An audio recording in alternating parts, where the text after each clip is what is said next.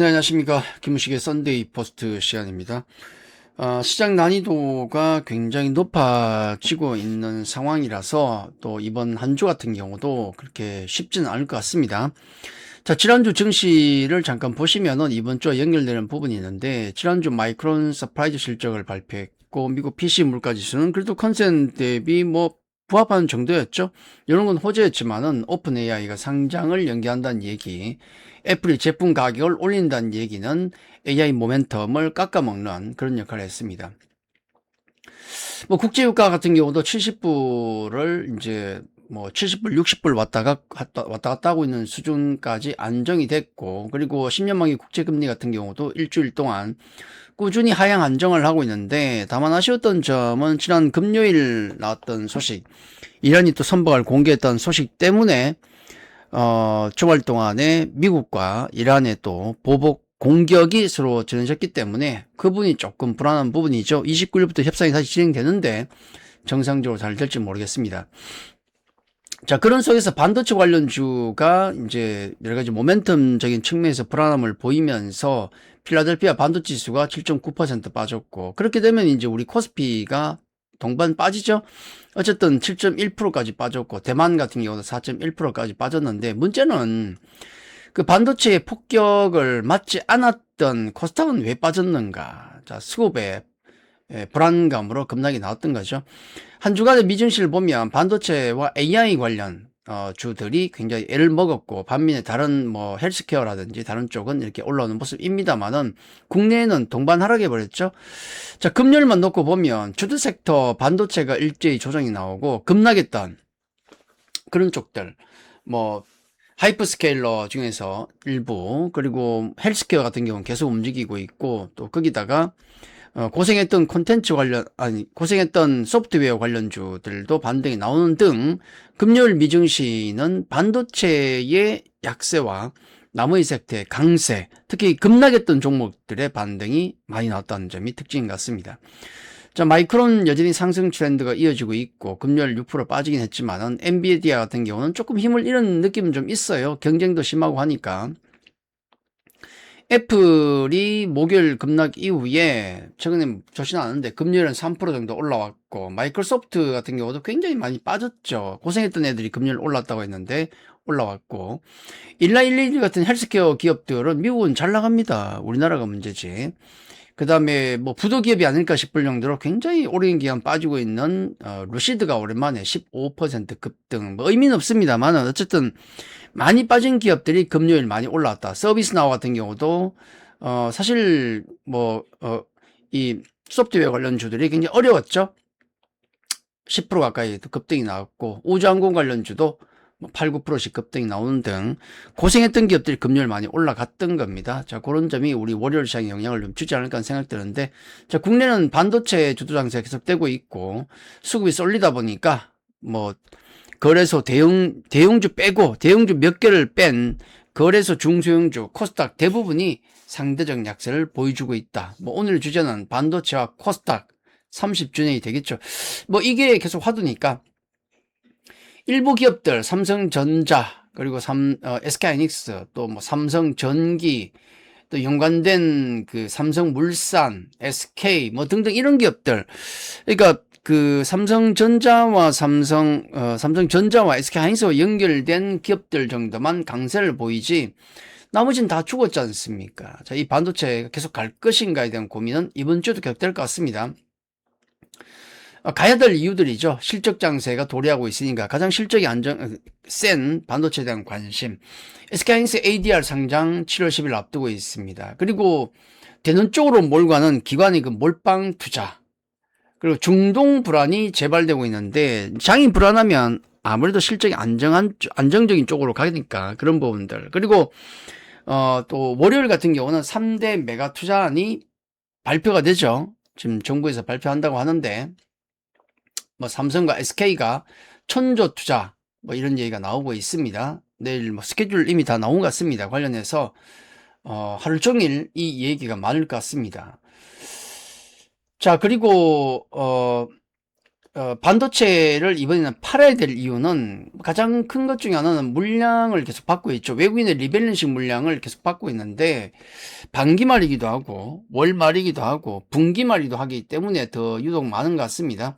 29일, 30일까지는 아마도 이 리밸런싱 물량은 나올 것 같고, 그리고 오픈 AI 상장 지연설, 애플, 그다음에 하이퍼스케일러 부담 이런 것들은 어느 정도는 좀 반영이 됐습니다. 반영이 됐지만은 리밸런싱 물량이 아마 이틀 정도 더 나온다는 것, 이런 것들은 부담이 되고 있다라고 말씀드릴 수 있겠죠. 여기 코스피 보시면 외국이 엄청나게 팔고 있는데 리밸런싱 물량이죠. 가만히 들고 있던 대형주들 주가가 2배 이상 올라가 버리니까 비중이 너무 늘어났으니까 그걸 조절하는 작업이 진행되고 있다, 그렇게 보시면 될 것 같습니다.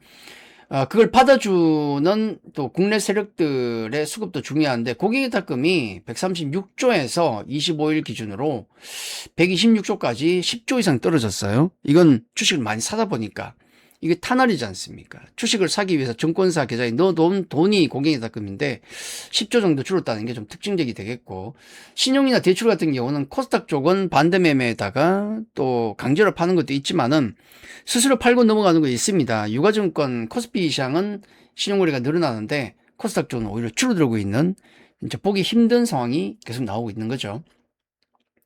자, 오픈 AI IPO를 내년으로 연기할 수도 있다는 얘기, 이런 것도 이제 시장에 충격을 주고 있는 겁니다. 관련주에게는. 왜냐하면 실적이 너무 안 좋거든요, 지금. 이런 부분들. 자, 그리고 애플 가격 인상. 자, 이런 것도 제품 수요 둔화 우려 때문에 또 AI 모멘텀이 약간 데미지를 입는 것 같습니다. 이게 자꾸 데미지가 쌓이면은 나중에 KO가 되는 거죠. 아직은 버틸 힘이 있는 것 같습니다. 자, 당장 월요일 같은 경우는 오픈 AI는 일부 선반영이 됐다 보시는 게 맞겠고, 우리가 먼저 오픈 AI 때문에 금요일 빠졌던 거니까 오픈 AI 관련해서 금요일 미국 시장 빠진 건 우리에게 반영이 돼 있는 거죠. 다만 호르무즈 해협 리스크, 또 3대 메가 프로젝트 발표, 자, 이런 내용들이 월요일 시장에 중요하다는 말씀드리겠습니다. 자, 코스닥 관련해서 코스닥은 갈 수가 있을 것인가? 수급이 일부 대형주로 다 반도체 관련 대형주로 빨려 들어가면서 코스닥은 허물어지고 있는데, 대표적인 그 코스닥 액티브 ETF 3월 10일 론칭한 타임폴리오의 액티브 ETF를 보시면은 38% 마이너스예요, 지금까지. 거의 3달 만에. 왜냐하면 아무리 좋은 종목을 타임폴리오 같은 경우, 여기 이 ETF에는 액티브 그 펀드 매니저가 적극 개입해서 제일 좋은 종목으로만 담아둔 겁니다, 자기들이 보기에. 그럼에도 불구하고 마이너스 38%예요. 답이 없는 거예요, 지금은. 수급 때문에 다 빨려 들어가니까. 코스피가 리밸런싱 물량이 나오면 결국은 삼성전자나 SK하이닉스가 빠질 수밖에 없죠. 근데 문제는 빠지면은 다른 종목들을 다 팔아서 그 종목을 살려고 하는 겁니다. 올라갈 때도 사지만은 빠지면은 더 많이 들어가요, 딴 쪽을 팔아서. 자, 그런 부분들이 수급 압박이 너무 많다는 거고, 외국인이 아래쪽에 보시는 것처럼 이렇게 한 4조 정도가 들어오고 있는데 요건 조금 더 봐야 될 것 같습니다. 단기 매매만 하는 알고리즘 매매, 그러니까 시스템 트레이딩만 하고 있는 외국인 코스닥에서는 그렇게만 하고 있어요. 가끔 한 4조나 이렇게 들어오다가 다 빠져나오고 하는데 이번엔 4조 이상이 좀 들어온 것 같습니다. 만약 연속성이 있다면은 뭔가 바뀐 거고, 그렇지 않으면 또 끝나는 건데, 지금 들어온 이유는 그거 같아요. 지금 코스닥이 비싸다 싸다를 떠나서 과매도 국면입니다. 진짜 이 정도까지 과매도 국면에 온 게 오랜만인 것 같아요. 그러다 보니까 인간은 공포를 느끼지만 기계는 공포를 안 느끼지 않습니까? 지표대로 들어간 것 같습니다. 그럼 만약에 반등이 나오면 이 물량은 나올 가능성이 높은 거죠. 근데 그게 아니고 나오지 않고 계속 들어온다 그러면은 뭔가 또 바뀐 거죠, 그게. 자, 그런 부분들 체크하는 게 중요할 것 같습니다. 7월 1일부터는 또 코스닥 30주년 성과 발표, 그 다음에 앞으로 나아갈 로드맵, 또 발전 토론, 또 각 기업들의 100여 개 기업의 IR 활동 등이 있게 되겠는데, 글쎄 이걸 통해서 뭔가 바뀔지 저는 잘 모르겠습니다, 이 행사를 통해서. 다만 이것보다도 지금도 코스닥 관련 금요일 같은 경우도 이렇게 회의도 있고 했었는데, 중요한 건 이인 것 같아요. 코스닥을 바꿀 수 있는 건 정부 정책이고, 정부 정책을 바꿀 수 있는 것은 그건 분노죠, 투자자들의 분노. 여기 삼성전자와 하이닉스 레버리지 ETF가 5월 27일 출시를 했는데, 그 이후로 놓고 봤을 때 전체 기업 중에서 상승 종목 수가 4%밖에 안 돼요. 4.4. 나머지 95% 이상의 기업들은 다 빠진 겁니다. 돈이 다 그쪽으로 빠져나가니까. 워낙 아래위로 그 움직임 변동폭이 크다 보니까 화끈한 걸 좋아하지 않습니까? 바이오나 뭐 2차전지, 그 다음에 뭐 할 필요가 뭐 있어요? 머리만 아프고 공부를 해야 되는데. 이건 공부 안 해도 하루에 늘뛰기 뭐 10%, 20%도 올라갑니다. 대형주가. 돈이 다 저쪽으로 몰리는 거예요. 그러다 보니까 증시는 엄청난 변동성을 가져오는 거죠. 삼성전자, SK하이닉스가 절반 이상의 시총을 차지하고 있기 때문에 여기가 늘뛰게 하면 답이 없어요. 자, 코스닥이 붕괴를 하고 있고 그에 따른 분노가 지금 표출되고 있습니다. 이런 부분들이 아무도 정책 당국의 귀에 들어가서 그래도 생각보다 빠른 강도 높은 어떤 대책이 나올 수 있지 않을까. 이게 강력한 모멘텀이다. 그렇게 생각하고 있습니다. 자, 이번 주 증시 스케줄인데요. 이번 주 증시 스케줄 보시면은 월요일 대한민국 대도약 3대 메가 프로젝트 발표가 있고 이 발표 3가지 메가 프로젝트는 반도체, 그 다음에 AI, 데이터 센터 같은 거죠. 세 번째는 로봇, 피지컬 AI. 주로 그에 관한 내용이 발표가 될 것 같습니다. 발맞춰서 SK와 삼성은 월요일, 화요일, 목요일 정도의 투자 계획을 차례대로 또 이어서 발표를 할 것 같습니다. 자, 그리고 코스닥 30주년 행사가 있고 또 연준 의장인 케빈 워시가 또 토론에 나가니까 어떤 발언이 나올지 봐야 되겠죠.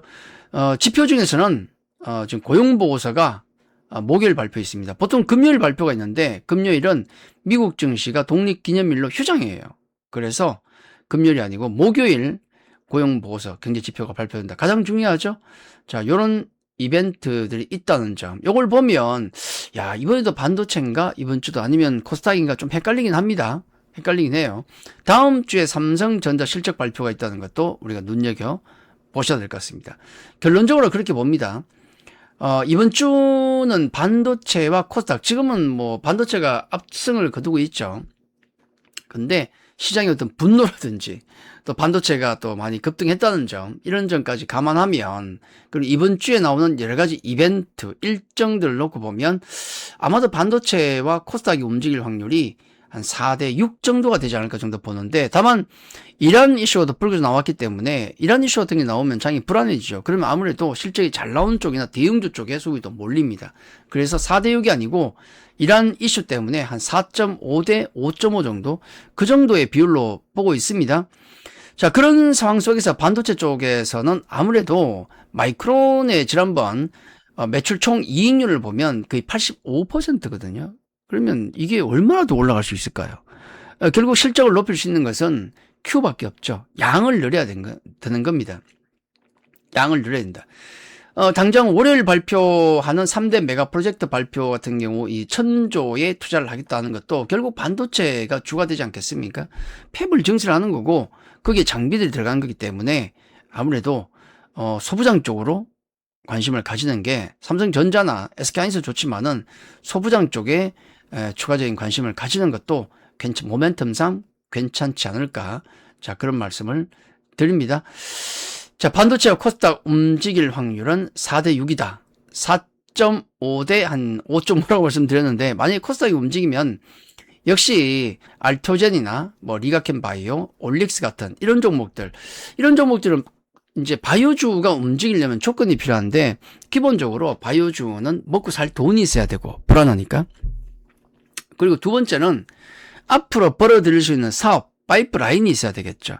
최소한 검증된 파이프라인, 그 라이센스 아웃이 그 레퍼런스가 있어야 돼요. 그런 기업들은 언제든 움직일 수 있는데, 매크로적인 변수는 이제 금리가 올라가면 안 돼요. 너무 급격하게 성장주니까. 두 번째, 이제 네 번째 조건 같은 경우는 지금 수급 쏠림이 심하기 때문에 그 부분이 좀 풀려야 된다. 결국 이제 라인아웃 같은 어떤 레퍼런스가 있을 것, 그리고 앞으로 몇 년간 임상이나 그다음에 어떤 비용을 댈 수 있는 충분한 자금이 있을 것, 금리가 튀지 않을 것, 네 번째 수급이 좀 풀릴 것. 자, 그런 걸 감안하면 이 알테오전이나 리가켄바이오, 올릭스 같은 경우는 넘버 1, 넘버 2 개별 기업의 자질은 갖춘 기업들이고 금리도 약간 하향 안정이 되고 있지 않습니까? 그런 상황 속에서 반도체 쪽의 수급만 꼬임만 좀 풀린다면 이런 기업들은 언제든 올라갈 수가 있다. 관련해서 낙폭과대 로봇주라든지 어떤 방산주, 자, 이런 쪽도 역시 관심 있게 보셔야 된다. 왜냐하면